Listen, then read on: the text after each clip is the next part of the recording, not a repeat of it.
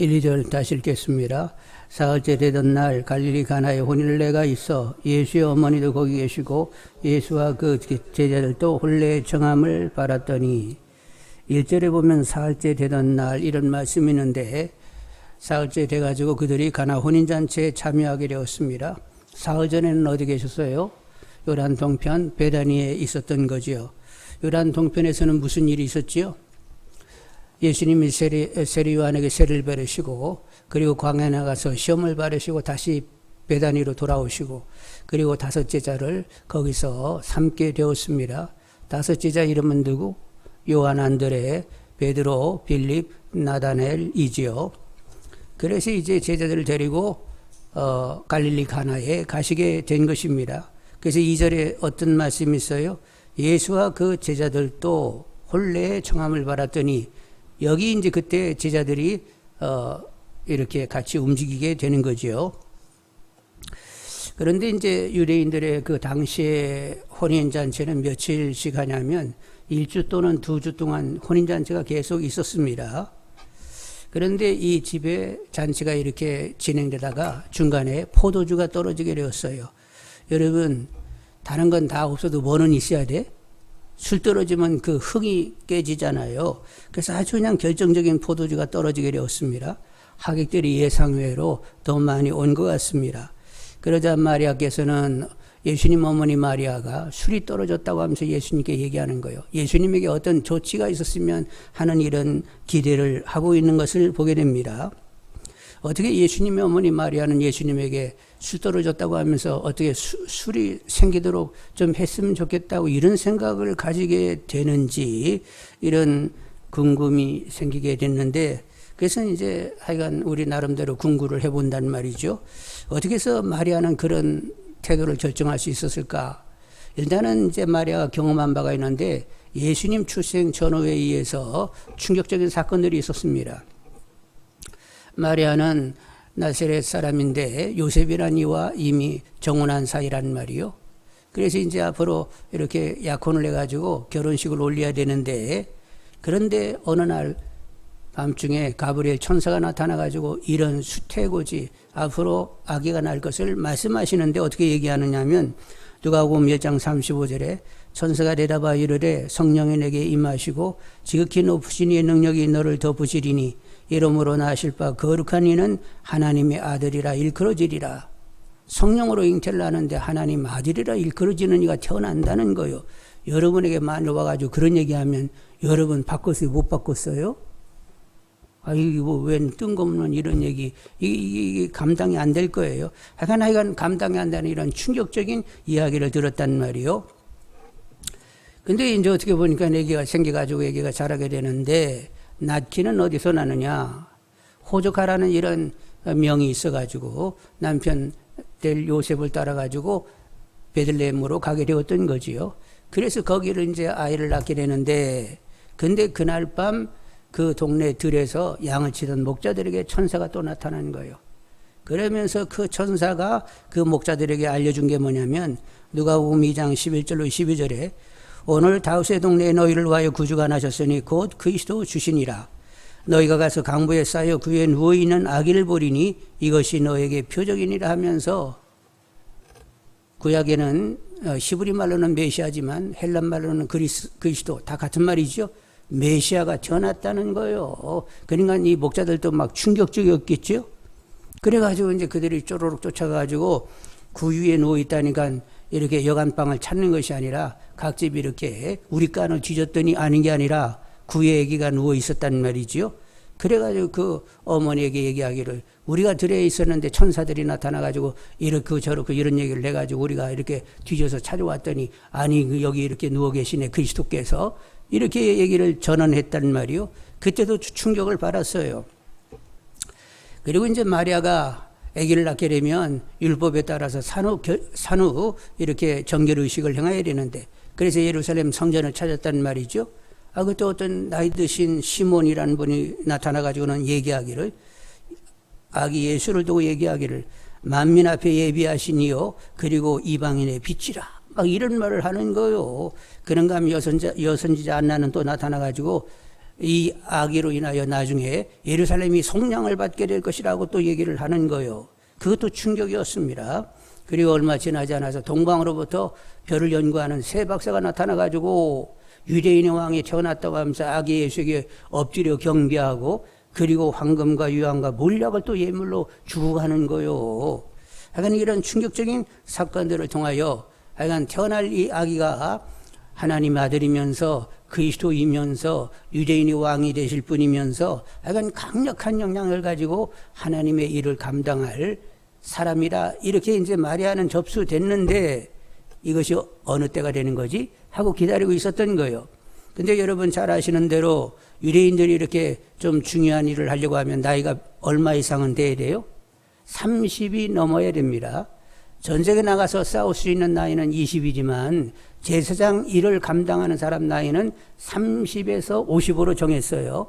30을 넘겨야만 그래도 중요한 일을 하게 되는데 지금 예수님 나이가 얼마나 됐다고? 30이 됐습니다.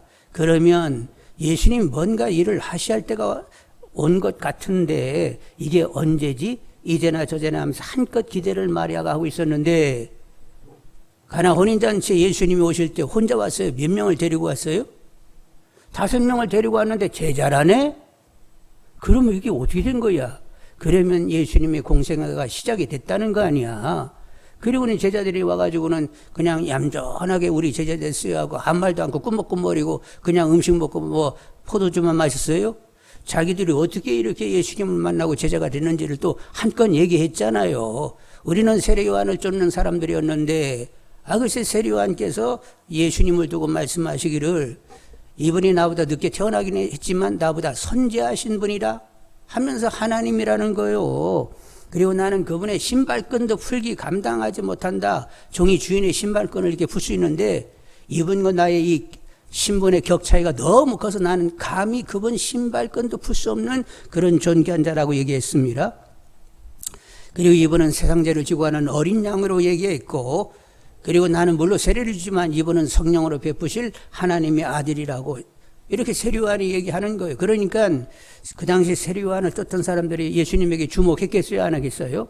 도대체 저 양반이 누구요? 하고 다들 이렇게 참 궁금해했단 말이요. 근데 세례요한께서는 당신을 쫓는 자기 사람들에게 예수를 쫓을 것을 충동했습니다. 그래서 이제 몇 명이 예수님을 따라가가지고 함께 지내보니까 그분의 말씀하신 거 모든 걸 들어보니 그분은 메시아요. 정말로 하나님 아들이라고 이렇게 믿음이 가기를 시작을 했어요. 그런데 예수님께서 당신을 따르라고 하면서 또 제자로 이렇게 초청을 하는 거였습니다. 그래서 이제 그들이 이렇게 예수님의 제자가 됐다고 그 모든 제자가 된 그런 사정을 얘기하니까 마리아는 자 예수님 출생 전후에 충격적인 그 사건들 그리고 나이 30이 돼가지고 이제는 일을 할 때가 됐는데 라고 여기지면서 기대했는데 제자 5을 데리고 왔다. 그런데 세례요한을 열심히 쫓던 이들이었는데 그들이 이제 이렇게 결국 예수님의 제자가 돼가지고 함께 나타나게 됐다. 그러면 예수님은 공생애가 시작이 된 것이다. 이렇게 생각이 들면서 마리아는 감히 포도주가 떨어졌다고 예수님에게 얘기하면서 어떤 조치가 있을 것을 기대하게 되었던 거지요. 그러자 예수님께서 어떻게 반응했느냐. 4절 한번 보겠어요. 4절. 예수께서 이르시되 여자여 나와 무슨 상관이 있나이까 내 때가 아직 이르지 아니하였나이다. 이렇게 얘기하고는 결국 물이 포도주 되지 않도록 그렇게 했어요. 물이 포도주 되게 하셨어요. 결국에는 표적을 보였잖아요. 그러니까 예수님의 말씀은 이렇게 하시지만은 속뜻은 어머니가 그렇게 요청한다고 해가지고 제가 그 일을 이내 할 수 있는 일이 아니고 나 보내신 이의 뜻이 확인되어야만 할 수 있는 일이다. 이렇게 완곡하게 표현이 되는 거지요. 예수님들 말씀하실 때 뭐라고 했어요? 나의 양식은 나 보내신 이의 뜻을 이루는 것이다. 예수님이 밥 먹고 하는 것은 당신을 보내신 하나님의 뜻, 그분의 뜻을 오직 이루는 일 이거밖에는 없다는 분이요. 그러니까 어머니가 요청을 하더라도 일단은 하나님의 뜻을 확인하고 그리고 어떤 결정을 하겠다고 이렇게 말씀하시게 된 거지요. 여러분 우리도 마찬가지인데 누가 부탁을 한다 무슨 뭐 청을 한다고 해가지고 즉각 이렇게 응하는 것이 아니라 일단 하나님의 뜻을 묻는 분들이 되기를 원합니다. 그리고 뜻이 확인되면 내가 알아서 해야 되는 거요. 또 하나님의 능력을 의지하여 일을 해야 되는 거요. 또 하나님 뜻을 알았지만 또 하나님의 능력을 의지해서 범사의 예수 그리스도 안에서 하나님께 영광이 돌려지도록 그렇게 일을 처리할 줄 아는 분들이 다 되시기를 원합니다. 자, 그런데 잠깐 예수님의 어머니에게 여자요 이렇게 불렀다고 해가지고 와, 예수님 조금 좀 불순하네. 여러분이 이렇게 생각을 가지면 안 되는 거예요. 여기 이제 여자요 할 때 헬라어로는 귀나이라는 말인데 귀나이 이렇게 부르면 부드럽고 사랑이 이렇게 푹 담긴 말이라는 것입니다. 그러니까 사실 제대로 이렇게 이걸 의역을 하면 사랑하는 어머니 이런 유에 불렀다는 거예요. 그래서 제가 만일 성경 번역자였다라고 하면 이 독자들 위하여 사랑하는 어머니 이렇게 번역해 놨을 거예요. 왜 여자요 해가지고 한참 헷갈리게 만들었는지 몰라. 예, 그러니까 여자요 하면 이렇게 사랑이 담긴 이런 말투라는 거요. 그런 줄 아시기를 원합니다. 그래서 이제 5절에 보니까 마리아가 뭐라고 해요? 그의 어머니가 하인들에게 이르되 너에게 무슨 말씀을 하시든지 그대로 하라 하니라. 이 얘기는 어떤 마리아가 뜻을 가지고 고집스럽게 이건 어찌됐건 간에 역사가 일어나야 돼 하면서 이렇게 밀어붙이기 식이 아니라 예수님이 그렇게 말씀하시니까 그러면 예수님이 결정하는 대로 따르라 이런 의도에서 말씀이 이렇게 이런 말을 하게 된 것입니다. 근데 다행스럽게도 예수님이 하나님께 뜻을 물었더니 표적이 일어나도록 허락을 하신 거예요. 그래서 이제 처음 표적을 행하시게 된 것입니다. 근데 이렇게 지금 사정에서 하나님이 허락한 거예요. 창세전부터 이런 일이 있을 줄 알고 표적이 나타날 것을 하나님이 기획해 놓으신 거예요. 이건 창세전에 이미 기획된 일이었습니다. 그래가지고 예수님께서 말씀하시게 돼가지고 하인들이 따르게 되었던 거지요. 6절에서 8절을 보겠습니다. 다 같이. 거기에 유대인의 정결 예식을 따라 두세 통 드는 돌 항아리 6이 놓이는지라. 예수께서 그들에게 이르시되 항아리에 물을 채우라 하신즉 아귀까지 채우니 이제는 떠서 연회장에 갖다 주라 하심에 갖다 주었더니 예. 그래서 이제 하인들에게 그 항아리 6개에다 물을 채우라고. 그래서 이제 열심히들 물을 가득 채웠어요. 가득 채우니까 예수님이 또 이번에는 그거 떠다가 연회장에게 주라 이렇게 말씀을 하시는 거예요. 그래서 하인들이 이제 그 물을 뜨려고 이렇게 딱 가니까 무슨 냄새가 물씬 올라와? 아니 막 포도주 냄새가 그냥 윙 하고 그냥 물씬 올라오는 건 아니겠어요? 그래서 손가락으로 이렇게 찍어 못 봤어요? 안 했어요? 그러면 안 되지. 경거망동한 거지. 일단은 누구를 거쳐야 돼? 연회장을 지나야 됩니다. 음식이든지 술이든지 그 호불호 좋고 나쁜 것을 이 연회장이 이렇게 정해가지고 이거 하객에게 내보낼 건지 말지를 그분이 결정하는 거니까 일단은 연회장에게 가서 그 맛을 보이라고 했어요. 그래가지고 이제 그 하인이 가져와가지고 이렇게 이거 좀 한번 자셔보시지요. 그랬더니 뭔데? 이미 술은 다 떨어졌기 때문에 술은 없는 줄 아는데 이거 무슨 물이라고 이거 가져오는 거요. 그래가지고 먹었어요. 그랬더니 연회장이 딱 마시더니 어떻게 했어요? 아니 이게 뭐예요 도대체? 이 술이 어디서 난 거야? 그런데 그래가지고 이제 이 연회장이 놀래가지고 막 맛이 기가 막힌 거요. 그래가지고 그냥 당장 신랑을 불렀습니다. 신랑 빨리 오라고 그래. 그래서 신랑이 무슨 일인가 해가지고 이제 갔더니 그 연회장이 얘기하기를 일반적으로 이렇게 잔치집에서는 처음에는 좋은 술을 내놓는다. 그리고 사람들이 대충 취했다 싶으면 질이 떨어지는 술을 내놓기 마련인데 어떻게 이 집은 처음에도 좋은 술이었는데 어떻게 나중에 더 좋은 술이 나올 수 있느냐.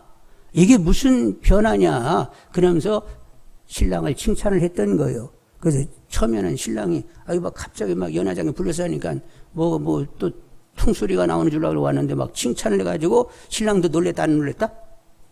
이렇게 좋은 술이 어딨냐고 해가지고 신랑도 먹어봤어요? 안 먹어봤어요? 신랑도 딱 먹으니까 막 입이 쫙 달라붙으면서 아니 도대체 이 술이 어떻게 해서 이게 나온 술인가 하고 그냥 의아하게 되었단 말이요. 근데 다 모르는데 누구는 알아? 예, 물을 채우고 물을 또 떠다 갖다 준 하인만은 아는 거예요. 그래서 하인들은 알고 있습니다. 9절로 10절을 읽겠습니다. 9절로 10절을 읽게 되면 연회장은 물로 된 포도주를 맛보고도 어디서 나는지 알지 못하되 물도온 하인들은 알더라. 연회장의 신랑을 불러 말하되 사람마다 먼저 좋은 포도주를 내고 취한 후에 낮은 것을 내거늘 그대는 지금까지 좋은 포도주를 주었도다. 이러면서 서로들 대화가 오고 가게 되었습니다. 그런데 저는 이제 처음에 이 말씀을 보면서 궁금한 것이 있어요. 물이 포도주가 됐으면 이건 백포도주일 것이다. 이렇게 생각을 했어요. 이건 백포도주일 것이다. 그런데 아니다. 이런 생각이 든 것이 주님의 그 능력을 내가 제한할 수는 없지.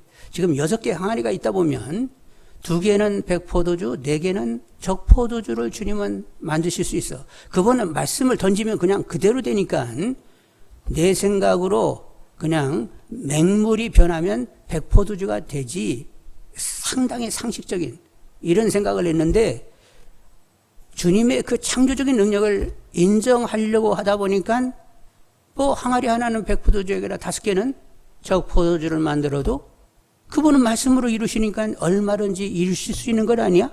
그러니까 이건 그냥 백포도주다 이렇게 내가 고집스럽게 주장하면 이것도 좀 곤란하구나. 그분의 능력을 제한하지 말고 그분이 원하는 대로 만드셨구나. 이렇게 생각을 가져야 되겠다. 이렇게 생각을 하게 됐어요. 그래서 여러분도 뭐 이거 몇 개는 백포도주, 뭐 몇 개는 뭐 적포도주, 뭐 아니면 적은 다 올 적 아니면 올 백 뭐 이렇게 여러분이 결정하더라도 틀린 거 하나도 없어요. 그러니까 여러분 취향 따라 여러분 뭐 좋아하세요? 여러분 좋아하시는 대로 결정하시기를 원합니다. 그래서 이렇게 처음에 물이 포도주 되도록 변화를 허락하셔서 당신이 창조주 하나님의 아들인 것을 이렇게 드러내시게 되었던 거지요. 여러분 잘 아는 대로 기이한 일이 일어났으면 기적이다 이렇게 얘기합니다. 근데 그 기이한 기적이 누군가를 드러내게 되면 그때는 표적이라고 이름을 부르게 되는 거지요. 그래서 이번에 첫 표적을 보이셨는데 결국 예수님이 누구라고? 창조주 하나님의 아들인 것을 드러내시게 되었던 것입니다. 그래서 11절 보시면 예수께서 이 첫 표적을 갈릴리 가나에서 행하여 그의 영광을 나타내시며 제자들이 그를 믿으니라. 자, 이제 이것을 보면서 그때 잔치 분위기를 제가 보고 있어요. 거기에 이제 뭐 여러 사람들이 오고 가면서 막 노래하고 춤도 추고 막, 야, 마시라, 막 마시겠거니, 마시네, 막 하면서 이렇게 막 흥취들이 높은 그 잔치집을 보게 되는데 지금 이 물이 포도주가 된 일을 두고 그래도 극적으로 놀랍게 여기고 있는 사람들이 있단 말이요. 먼저는 말이야요. 얘기한 대로 예수님 전후의 출생에 있어서 듣고 알고 그러면서 계속 기대한 바가 있었단 말이요. 그런데 오늘 보니까 그 가브리엘 천사가 얘기한 대로 하나님의 아들이다는 이런 생각이 들면서 놀라게 되었던 거지요. 그러니까 하여간 실제, 말이 이제 실제가 된 것을 보면서 놀라게 되었습니다. 그리고 하인들이 또 놀란 거예요. 명한 대로 순종했습니다. 물을 채우라니까 채웠고 떠다 주라니까 떠다 줬습니다. 요 표적이 일어나는 일에 결정적으로 쓰임받은 사람들은 누구요? 하인들이 쓰임받았어요. 그리고 쓰임받고 표적이 일어났다? 영광이지요. 그래가지고 야 이런 쓰임받고 표적을 보니 정말로 영광이다 하면서 하인들은 또 놀랐습니다. 제자들도 이제 놀라게 되는데 세례 요한께서 하나님의 아들이라고 그렇게 말씀을 했는데 오늘 표적을 보니까 물 가지고 포도주를 이내 만들어? 야 이분은 정말로 창조주 하나님의 아들이라 하면서 놀라게 되었던 거지요. 그런데 그 제자들 가운데 더 의미 있게 이 표적을 받아들이고 있는 사람이 있는데 그가 누구냐면 나다나엘이요. 그래서 1장 47절로 50절을 읽습니다. 요한복음 1장 47절로 50절을 읽습니다. 자, 47절. 예수께서 나다나엘이 자기의 오는 것을 보시고 그를 가리켜 이르시되 보라 이는 참으로 이스라엘 사람이라 그 속에 간사한 것이 없도다. 나다나엘이 이르되 어떻게 나를 아시나이까? 예수께서 대답하여 이르시되 빌립이 너를 부르기 전에 내가 무화과 나무 아래 있을 때에 보았노라. 나다나엘이 대답하되 라삐오 당신은 하나님의 아들이시요 당신은 이스라엘의 임금이로소이다. 예수께서 대답하여 이르시되 내가 너를 무화과 나무 아래에서 보았다 함으로 믿느냐? 이보다 더 큰 일을 보리라. 빌립이 이제 예수님을 만나고 나다나엘에게 내가 메시아를 만났다고. 어디 출신인데? 나사렛 출신이래. 무슨 나사렛에서 선한 것이나? 아니 와봐. 그래가지고 이제 예수님께 왔는데 예수님이 나다나엘 딱 보더니 너 간사하지 않구나. 그리고 네가 무화과 나무 아래에 있었던 걸 내가 보았지. 무화과 나무 아래에 있다는 것은 거기서 경건하게 하나님을 생각하면서 기도했다는 거예요. 경건 생활에 창념하는 너다. 이렇게 예수님이 말씀해 주시는 겁니다. 그래가지고 나다나엘이 놀래가지고 아이고 당신은 하나님의 아들이시라고 이렇게 인정하게 되었던 거지요. 근데 예수님께서 그에게 다시 말씀하시기를 네가 무화과 나무 아래에 있어서 경건하게 이렇게 하나님을 만나고 있는 사람이라 내가 이렇게 얘기했다고 너 놀라는데 앞으로 더 큰 일을 보리라고 얘기를 했어요. 그런데 그 얘기 끝나고 이제 사흘이 지나가지고 큰 일이 봤어요? 안 봤어요? 물이 포도주 되도록 이렇게 하는 일을 보고 이야 예수님이 말씀하신 대로 이렇게 큰 일을 보는구나. 앞으로도 이 큰 일을 보면서 더 놀라겠구나 하면서 놀라게 되었던 거지요. 그리고 이제 하객들도 놀랬습니다. 하객들. 그들은 직접 이렇게 물을 담고 물이 옮겨지고 그것이 포도주가 되고 그런 일련의 과정은 보지는 못했지만은 이제 거기 같은 잔치 자리에 있다 보니까 글쎄 물이 포도주가 됐다네. 그러면서 막 사람들이 얘기하면서 이제 막 시끌벅적하게 된 거요. 어떻게 됐는데 여기 먹어봐 그러면서 막 서로 주거니 받거니 했겠지요? 그때는 누가 만드신 포도주들을 먹고 있는 거예요, 지금은? 이제 예수님이 이제 이렇게 만들어 놓은 포도주를 먹게 된 거예요. 먹어봐. 어때? 와, 기가 막히네. 그래, 표적으로 만들어진 술을 먹으면서 거기 하객들도 다 놀라게 된 것이지요. 그래서 이 가나안 혼인잔치가 어떻게 되느냐. 그냥 가나안 혼인잔치가 이거 보통 잔치요. 또 다른 차원의 잔치요? 하나님이 만들어준 술을 먹고 있다고 한다는 거, 그리고 하나님의 아들이 참여한 잔치라고 하는 것, 이건 일상의 잔치하고는 완전히 차원이 다른 잔치로 이렇게 변하게 되었단 말이요. 그래서 말씀인데 이 혼인잔치는 천국잔치를 예표하는 것이고 천국잔치가 죽어가서만 누릴 수 있는 것이 아니라 현재적으로 주님이 계시는 곳 어디에서는 이 천국잔치가 누려진다는 사실을 보여주고 있는 것이지요. 여러분 오늘은 우리들이 지금 지상에서 일상을 살고 있는데 여러분 주님과 함께 여러분 살지 않습니까? 날마다가 천국잔치가 되어야 된다는 사실을 인정하시는 분들이 다 되시길 바라고 하나님의 은혜로 날마다의 삶이 천국잔치가 되어지는 분들이 되기를 원합니다. 자, 그래 이제 잔치라고 하니까 잔치를 좀 내밀하게 더 살펴야 되겠어요. 혼인잔치에는 반드시 누가 있어야 돼요? 신랑이 있어야 됩니다. 천국잔치에는 누가 계셔야 돼요? 예수님이 계셔야 돼요. 근데 혼인잔치에 그 신랑이 없으면 꽝이요. 천국잔치에 예수님 없으면 뭐요? 그것도 꽝이요. 그건 잔치가 안 되는 것입니다. 그래서 예수님을 하나님의 아들로 알고 구주주로 영접하는 순간 그때부터 잔치는 시작이 된 것입니다. 여러분 안에 이미 잔치가 시작됐다는 사실을 인정하기를 원합니다. 자, 혼인잔치에는 신랑이 있어야 되는데 신랑 없으면 아무것도 아니요. 근데 신부도 반드시 있어야 됩니다. 근데 천국잔치의 신부는 누구요? 바로 우리들, 성도된 우리들이 그 천국잔치의 신부인 거지요. 신부는 여러분 성결해야 합니다. 신부는 신랑이 사랑하고 있음을 알고 행복해해야 합니다. 여러분 혼인잔치에 신부가 그 남편이 나를 사랑하지 않는다고 막 퉁퉁거리고 막 얼굴 찡거리고 난리하면 그거 잔치 집이라고 할 수 있어요, 없어요? 주인공이 얼굴을 그렇게 찡거리고 어둡게 하고 막 무너져 있으면 말이 안 되지요. 그래서 신부는 일단은 신랑의 사랑을 알고 누리면서 행복해야만 그 잔치는 의미를 갖습니다. 그래서 여러분 예수님의 고백을 늘 듣는 분들이 되기를 원합니다. 첫째 아담은 하와에게 뭐라고 고백했다고?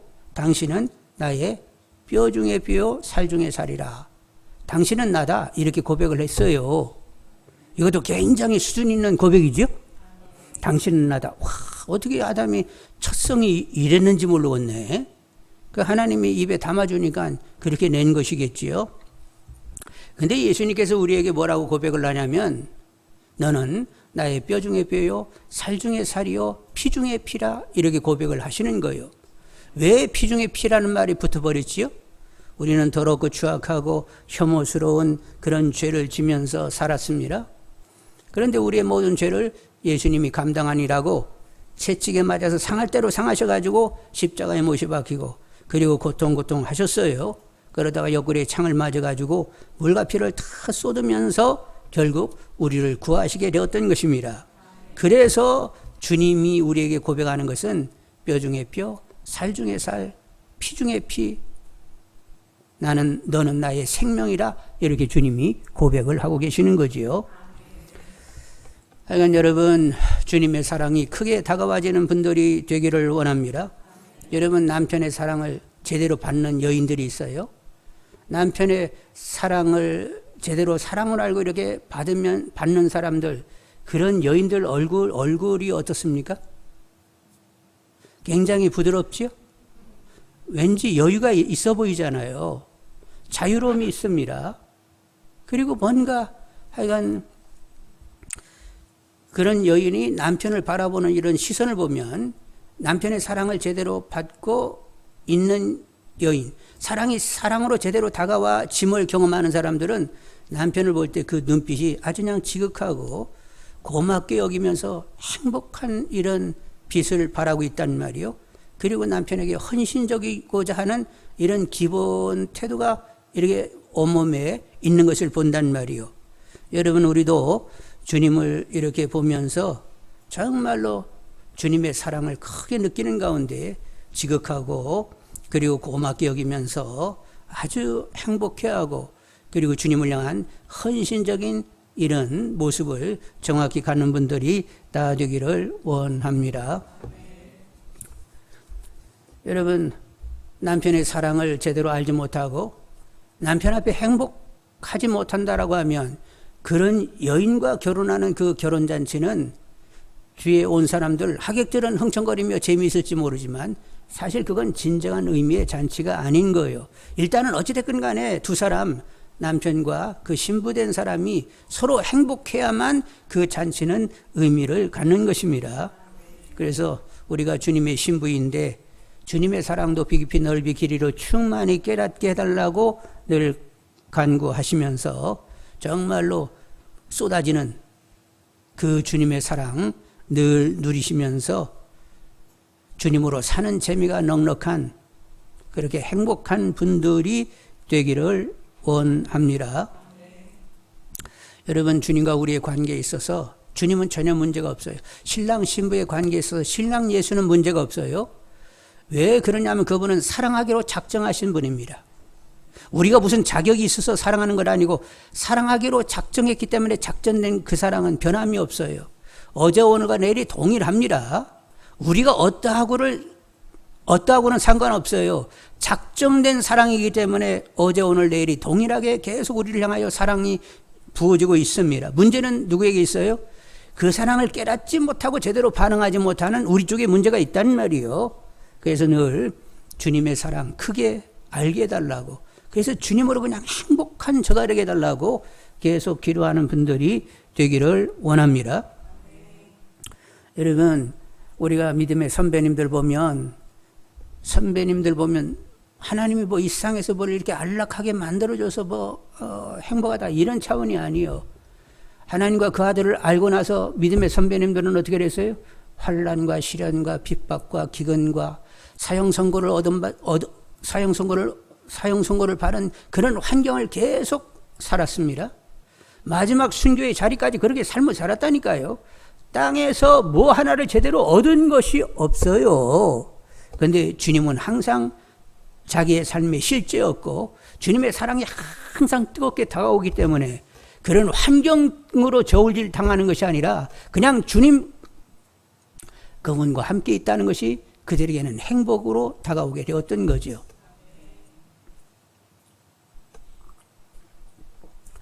우리의 믿음의 선배님들의 고백. 그리하시지 아니할지라도 내게 아무것도 없지만 이 시련이 끝날 것 같지 않지만, 그래서 그들이 불만했어요? 정말로 하나님과 그 아들을 인격적으로 만난 사람들은 하나님이 어떻게 나를 다루시든 그건 그분이 다루실 일이고, 하나님이 실제하고 나를 사랑한다는 이 사실 한 가지만 가지고도 그들은 모든 삶을 넉넉히 살았어요. 환난과 시련과 핍박이 왔는데 사도 바울 반드시 그 사랑 때문에 이겼다요. 넉넉히 이겼다는 거예요. 아무리 어려운 상황이 와도 그건 아무것도 아닌 것입니다. 그냥 넉넉히 치울 수 있는 일이었어요. 하나님과 그 아들의 사랑이 부어지는 사랑이라고 하는데, 성령으로 말미암아 부어지는 사랑이라고 하는데, 성령님 그 사랑을 알게 해달라고 여러분 계속 기도하시게 되면 알게 하십니다. 성경의 계시를 통하여 알게 하시고 환경을 통하여 계시하게 되시는 것입니다. 지나고 보면 그때 그 일은 그렇게 있어야만 했었던 일이야. 나를 다루기 위하여 그 모든 일들은 다 있었던 거야. 그래서 그때는 참 힘들고 어려웠지만 지나고 나면 그 모든 것이 다 은혜로 다가오게 되는 거예요.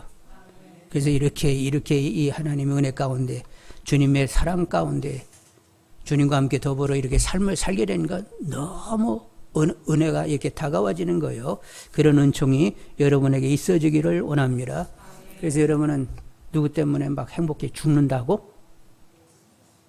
주님 때문에 나 행복해 막 죽어. 막 이러고 살아야 돼. 한번 따라 보실래요? 나 주님 때문에 행복해 죽어. 죽어의 강조점이 팍 들어가야 돼. 아셨죠? 그렇게 주님 때문에 행복한 사람은 뭐가 어떻고 뭐하고 뭐 꿍시렁 했었고 막 낱말했었고 뭐 어쩌고 저쩌고 그런 말 해요. 행복에 막 죽어서 지금 막 죽을까 말까 하는데 그런 생각이 어디 들어와. 그냥 주님으로 산다는 것 자체가 막 은혜가 돼가지고 그냥 너무 좋다고 누가 옆에서 막 꿍시렁거려도 좋아 죽어나 이러고 살아야죠. 하여간 그렇게 다 되기를 원합니다. 혼인잔치에는 먹거리가 있어야 돼요. 먹거리가 풍성해야 됩니다. 맛있는 음식과 술이 넘쳐나야 됩니다. 그런데 천국잔치에서도 먹을 것이 많은데 일단은 하나님 말씀을 여러분 배불리 먹고 마실 것 중에 제일이 뭐요? 성령을 마시라고 했으니까 여러분 배에서 생수강이 흘러나올 정도로 마시는 분들이 되기를 원합니다. 여러분 말씀을 먹고자 사모해야 되겠어요. 시편 19편 10절로 11절에 금 곧 많은 순금보다 더 사모할 것이며 꿀과 송이꿀보다 더 달도다. 또 주의 종이 이것으로 경고를 받고 이것을 지킴으로 상이 크니이다. 여러분 금 굉장히 좋아하잖아. 그보다 더 사모하래요 말씀을. 왜 여러분 꿀 막 되게 달게 먹지? 그보다도 더 달게 말씀을 먹으래요. 그리고 경고받아가지고 회개하고 또 지킴으로 상이 큰 분들이 되기를 원합니다. 시편 1편 1절로 3절에 복 있는 사람은 악인들의 꾀를 따르지 아니하며 죄인들의 길에 서지 아니하며 오만한 자리에 앉지 아니하고 오직 여호와의 율법을 즐거워하여 그의 율법을 주야로 묵상하는도다. 그는 시냇가에 심은 나무가 저를 따라 열매를 맺으며 그 잎사귀가 마르지 아니함 같으니 그가 하는 모든 일이 다 형통하리로다. 여러분 계속 말씀을 먹어보니까 어때요? 계시의 책이어서 하나님과 주님을 더 알게 되고 그리고 하나님 주님을 기뻐하게 되는 나를 발견하게 된단 말이요. 그리고 말씀을 대하면 그 앞에서 관절 골수를 찔러 쪼개듯 마음의 생각과 뜻을 드러내게 하여 회개케 하는 것을 또 경험하신 줄 압니다. 그래서 점점 그렇게 살다 보니까 입의 말과 마음의 묵상이 주께 연락이 되어지고 선한 일에 온전히 되어지고 있는 나를 또 보게 된단 말이요. 여러분 말씀이 그리요 은혜와 진리로 사시는 분들이 되시길 바라고 하나님의 자녀의 영광을 보이는 분들이 되기를 원합니다. 그래서 여러분은 빛나게 삶을 사셔야 된단 말이요. 자, 그 맛있는 만나 하나님 말씀을 늘 배불리 먹어야 되겠고, 그리고 잔치집에는 뭐니 해도 마실 술이 있어야 됩니다. 여러분 성령으로 날마다 알딸딸하게 지내시는 분들이 되기를 원합니다. 천국잔치로 새술 성령이 꼭 필요하다는 말이요. 여러분 술을 많이 마시면 혀가 펴져요? 꼬부라져요? 꼬부라지고 노래가 나와요? 안 나와요? 괜히 어깨춤이 일어나요? 안 일어나요? 조례교회 성도님들은 기도했습니다. 하인들이 항아리 입구까지 물을 막 가득 채우듯 조례교회 성도님들도 기도로 하여간 채웠어요. 그랬더니 시간이 되니까 성령 충만이 임하게 되었습니다. 그래서 거기는 성도님들이 혀가 꼬부라졌어요? 안 꼬부라졌어요? 꼬부라져가지고 막 방언이 터져가지고 밖에 나가서 아들을 통한 하나님의 구원의 역사를 전하기를 시작을 했어요. 그래서 사람들이 이 사람들 막 방언하고 그러니까 아침부터 새술에 취했는가 보다 이렇게 얘기를 했단 말이요. 하여간 성령이 충만하니까 그들은 하나님을 늘 찬미했고, 그리고 그들은 나로 살지 않고 주님으로 살게 되었습니다. 주님 마음이 확 들어오게 되니까 나의 재물은 내 것 아니고 하나님 것이니까 나눠야 돼. 그래서 있는 사람을 팔아가지고 가난한 사람들을 다 나눠주는 가운데 핍절한 사람이 하나도 없게 되었습니다. 그리고 사도들은 내 능력 가지고 이렇게 사역을 한 것이 아니라 주님의 능력으로 사역을 했어요. 그래서 사도들에 의해서 병도 고쳐지고 귀신도 쫓겨나가는 역사들이 계속 일어나게 되었던 거지요.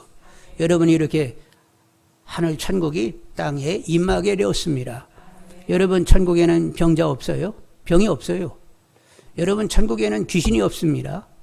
그래서 사도들에 대해서 이렇게 병 고치고 귀신이 쫓겨나갔다라고 하는 것은 천국이 계속 땅에 임하고 있는 거지요. 예수님도 뭐라고 말씀하셨어요?